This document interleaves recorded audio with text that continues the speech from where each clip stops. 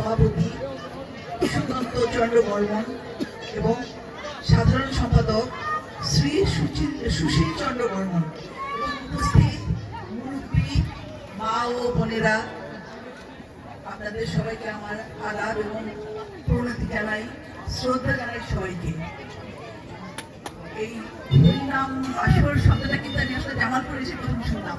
আমি এটা জানি নাম সংকীর্তন, এক নাম জপ, এরকম নানা নাম জানি, কিন্তু আমি জামালপুরে এসে এই হরিনাম আসর শব্দটা মানে জানা হলো।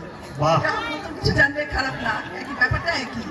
এটাতে আসলে একটা ধর্মীয় অনুষ্ঠান, এটা একটা ধর্মীয় অনুষ্ঠান বিশ্বের শান্তি কামনা করে, দেশের শান্তি কামনা করে, পাড়া প্রতিবেশী, নিজের পরিবারের নানা মানত থেকেও ওনাকে এই অনুষ্ঠানটা করা হয়। 24 প্রহর, অষ্টপ্রহর, নানা রকম ভাবে এটা করা হয়। আমি জানি, আমি 40 বছর আগে নানা জায়গায় শুনেছি এরকম প্রোগ্রাম। তো আপনাদের সবাইকে আমি আপনাদের শুভকামনা করছি। আপনারা সবাই অনুষ্ঠান উপভোগ করেন, সেই সাথে পূর্ণ অর্জন করেন। কারণ ভালো কথা শুনলে, কৃষ্ণলীলার শুনলে, নাম শুনলে আপনাদের পূর্ণ হয়, সেই পূর্ণটা অর্জন করে ফেলেন। তো ধন্যবাদ সবাইকে, ভালো থাকবেন। ধন্যবাদ এবং কৃতজ্ঞতা জানাচ্ছি আমাদের প্রিয় ভাবি 1971-এর 30 লক্ষ শহীদকে আমরা স্মরণ করি।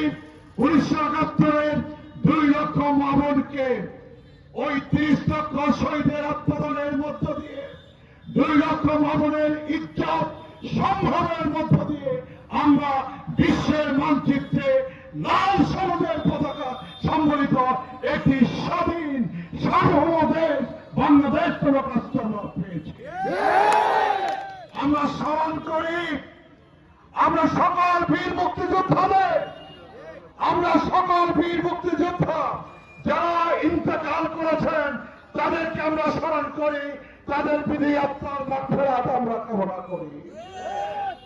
মুক্তিযোদ্ধারা, বীর মুক্তিযোদ্ধারা যারা এখনো বেঁচে আছেন, আমরা তাদেরকে সম্মান করি, তাদেরকে অভিনন্দন জানাই, তাদেরকে বিজয়ের শুভেচ্ছা জানাই এবং তাদের সকলের দীর্ঘ হায়াত, নেক হায়াত আমরা কামনা করি।